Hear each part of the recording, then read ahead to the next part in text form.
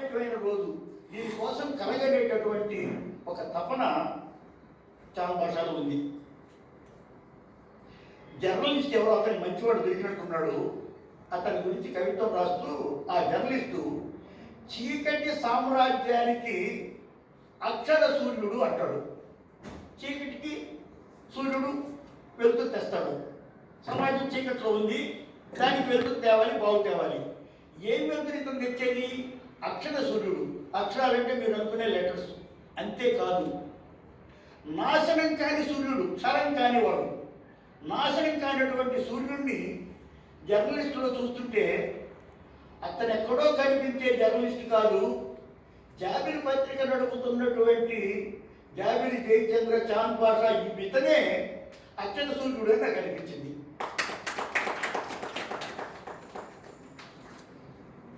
అంబేద్కర్ ఒక సందర్భంలో అసమ సమాజంలో ఒక నీతిని కానీ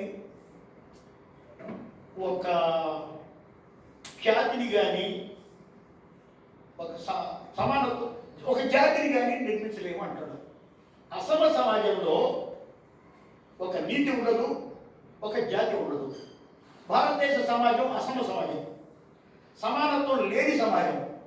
ఈ సమానత్వం లేకపోవడానికి కారణం వర్ణ వ్యవస్థ, వర్గ వ్యవస్థ, తర్వాత పేదరికం. వీటన్నింటితో కూడినటువంటి ఈ సమాజంలో మనం ఒక నీతిని కానీ ఒక జాతిని కానీ సృష్టించలేము అని అంబేద్కర్ ఆవేదన పడితే, ఈ కలుపు మొక్కల్లో ఒకరి నీతిని పండించలేము అంటాడు చాంద్ భాష. కలుపు మొక్కలివి మంచి పంట వేయాలి, నీతితో కూడిన మొక్కలు పెంచాలి. భారతదేశం అనేటటువంటి పెద్ద తోటలో ఒక మంచి పువ్వులు పూసేటటువంటి చెట్టుని పెంచాలి. ఈ కలుపు మొక్కల్లో చెట్టు పెరగదు, ఈ కలుపు మొక్కల్లో నీతి రాదు. ఇంత దుర్మార్గంగా ఉండి ఈ సమాజంలో సన్మార్గంలో ఉండేటటువంటి పరిమళభరితమైనటువంటి పుష్పం పుట్టడానికి చాలా కష్టం అవుతుంది. చివరికి మనిషికి చెప్తాడు, నువ్వు ఒక సూర్యకిరణం కావాలి. ఇప్పుడు ఎవరైనా ఎక్కడైనా ప్రవేశించడానికి వీలుంటుంది, కానీ సూర్యకిరణం అన్ని చోట్ల ప్రవేశించలేదు. కానీ సూర్యకిరణం ఇచ్చేటటువంటి కాంతి మీరు వద్దనుకున్న అన్ని చోట్లకు వస్తుంది. అందుకోసం మనిషిని సూర్యకిరణం కావాలని అడుగుతాడు. భార్యను గురించి చెప్పేటప్పుడు ఒక మాట అంటాడు, నువ్వు జీవనదివి, జీవన నదివి అని. జీవనది నిరంతరం ప్రవహించేటటువంటి నది, జీవన నది, బ్రతుకుకి నదిని. ఈ నదిని తరించడానికి అతను చేసేటటువంటి ప్రయత్నం అది చాలా అద్భుతంగా అనిపిస్తుంది. మనిషి ఈ పిచ్చి పిచ్చి ప్రాంతాల్లో నివసించకుండా నింగిలోకి ఎగరాలి, ఆకాశాన్ని తాకాలి, చంద్రమండలాన్ని అందుకోవాలి. భార్య అనునయంగా దగ్గరికి వస్తే ఆనందపడుతూ ఆమె ఆకాశాన్ని తాకే మనిషి అవుతుంది అంటూనే, మనిషి గాలి పథమై నింగిలో నిరంతరం ఎగురుతూనే ఉండాలి అని అంటాడు. ఇది స్వేచ్ఛను ఆయన కోరుతున్నటువంటిది. ఒక చోట కొద్దిగా కోపం వచ్చేయడానికి మనిషి నిప్పుల కెరటం కావాలి అంటాడు. మన గాలి కెరటం తెలుసు, నీటి కెరటం తెలుసు, కానీ నిప్పుల కెరటం తెలియదు. తెలిస్తే భయంకరంగా ఉంటుంది. రాజ్యం తూర్పు గట్టు మీద వేకువ పెట్టల నోట్ల కట్టలు ఎగురుతున్నాయి. నోట్ల కట్టలు ఎగరడం ఏమిటి? నల్లబజార్లో చీకట్లో కొత్త నోటు ఉదయిస్తే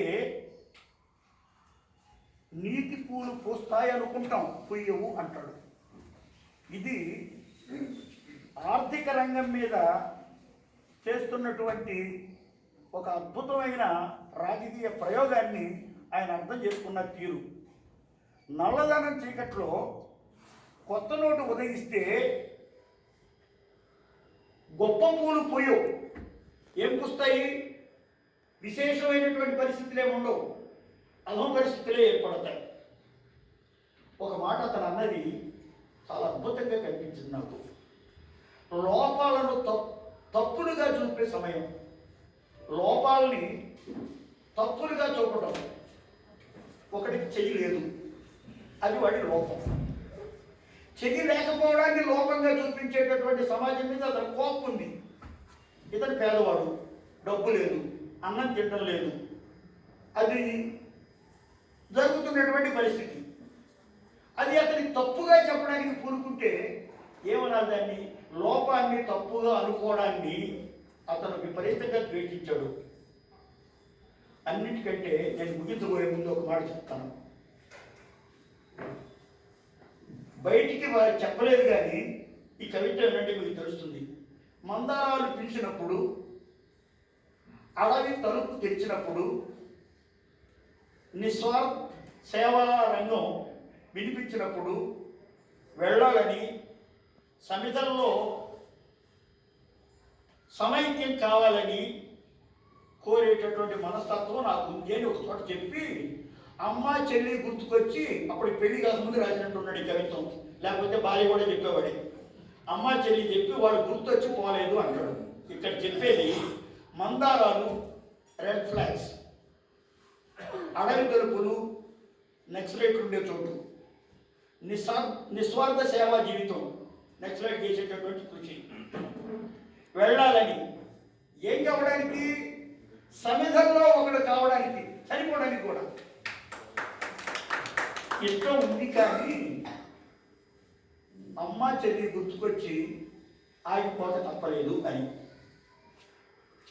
మందారాలు పిలిచినప్పుడు, అడవి తల్లి తలుపు తెరిచినప్పుడు, నిస్వార్థ సేవాభావం వినిపించినప్పుడు వెళ్ళాలని, సమిధల్లో ఒకడు కావాలని ఆరాటపడ్డ ఒక ప్రాణి రకరకాల బందికారాలతో, బంధనాలతో తల్లిని, తండ్రిని, పిల్లల్ని, వాళ్ళని, వీళ్ళని, భార్యని, సమాజాన్ని చేయవలసిన పనులు వీటన్నింటినీ గుర్తు చేసుకొని మంచి పని చేయడానికి ఒక మనిషి ఎట్లా నలిగిపోతున్నాడు అనేది చాలా చక్కగా చెప్పాడు. అతని కావ్యం అంతా చదివితే మనం ప్రపంచంలో ఎంతమంది చేత ముద్దులు పెట్టించుకోవడానికి వీలుందో, ఎంతమందికి మనం ముద్దులు పెట్టడానికి వీలుందో, వాళ్ళందరినీ భావించుకుంటున్నటువంటి ప్రేమైక జీవి చాంద్ భాష. అందరినీ ప్రేమించే స్వభావం, అందరినీ ముద్దాడే స్వభావం, కాముకమైంది కాదు, ప్రేమమయమైంది. అట్లా ముద్దాడే స్వభావం అతనికి ఉండడం.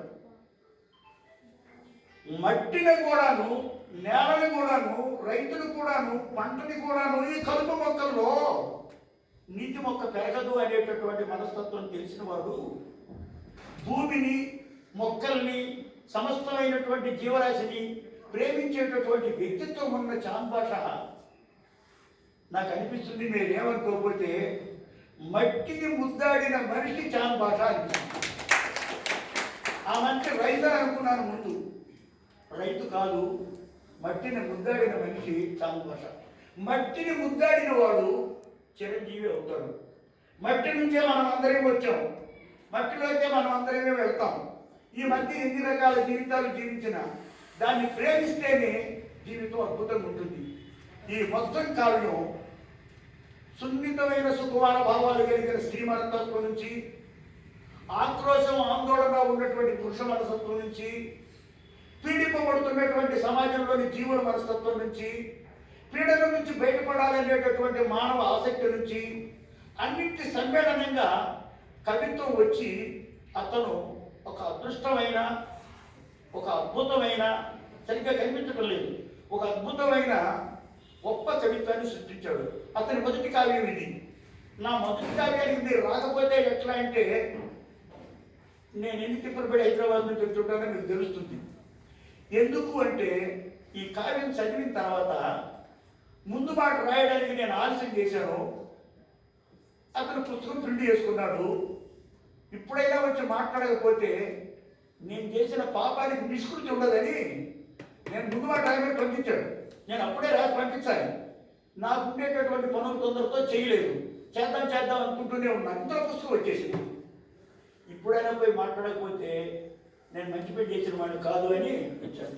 ఈ మాట్లాడేటప్పుడు నాయన మల్లె నరసింహమూర్తి గారు, నేను చేసిన పని ఏమిటంటే మట్టిని ముద్దాడిన మనిషి అనేది ఎవరిని ముద్దాడడానికి వీలు ఉంటుందని చెప్పి అన్ని రకాల ముద్దుల వెనక ఉండే ప్రేమ స్వరూపం చెప్పి అది చాంద్ భాష అని చెప్పడం మాత్రమే నా పని. కావ్యం జోలికి నేనేం రాలేదు. నువ్వు కావ్యాన్ని బాగా చెప్పు. నాకు ఈ అవకాశం వచ్చినందుకు నిజంగా ఆనందిస్తున్నాను. ఇంత అవస్థ పడేది ఏం పర్లేదు నరసింహ, ఏ ఇబ్బంది లేదు, కష్టం ఏమీ లేదు. సుఖంగానే ప్రయాణం జరిగింది, సుఖంగానే తిరుగు ప్రయాణం జరుగుతుంది. మీకు ఒక మాట చెప్తున్నా, కవిత్వాన్ని ఆస్వాదిస్తే 2 సిలిండర్లు కొనుక్కుని పక్కన పెట్టుకున్నట్టు హాయిగా ఉంటుంది, చాలా శక్తి వస్తుంది. నేను ఈ పుస్తకాన్ని గురించి 4 మాటలు మాట్లాడిన తర్వాత వాళ్ళ తల్లిదండ్రులకి, రమీజ గారికి, వాళ్ళ తండ్రి గారికి, జాఫర్ గారికి నా హృదయపూర్వకమైన ధన్యవాదాలు తెలియజేస్తూ, మల్లిక కూతురు బియ్యగా అవుతున్న బిడ్డకి నా శుభాకాంక్షలు చెప్తూ, తండ్రిని వదిలిపోయి మా విజయవాడలో చదువుకుంటున్న young man, angry young man, బాగా ఇంటర్ పాస్ అయ్యి, బిఏ పాస్ అయ్యి, ఎంఏ పాస్ అయ్యి గొప్పవాడు కావాలని, తను చేస్తున్న ఉద్యోగానికి, తను చేస్తున్నటువంటి సాహిత్య కృషికి, తను రాస్తున్నటువంటి కావ్యాలకి అనుసంధానం ఏర్పడి అద్భుతమైన జీవితం నిర్మాణం కావాలని, చాంద్ భాష భవిష్యత్తులో మహోజ్వలమైనటువంటి సాహిత్య నిర్మాణం చేస్తాడని, అతని సాహిత్య నిర్మాణం చేసే సామర్థ్యాన్ని భగవంతుడు అనుగ్రహిస్తాడని, మీరందరూ ఆశీర్వదిస్తారని, మీ ప్రేమతో అతను మంచి పనులు చేస్తాడని హృదయపూర్వకంగా విశ్వసిస్తూ, చాంద్ భాషను అభినందిస్తూ మీకు ధన్యవాదాలు చెబుతూ సెలవు తీసుకుంటున్నాను. నమస్కారం.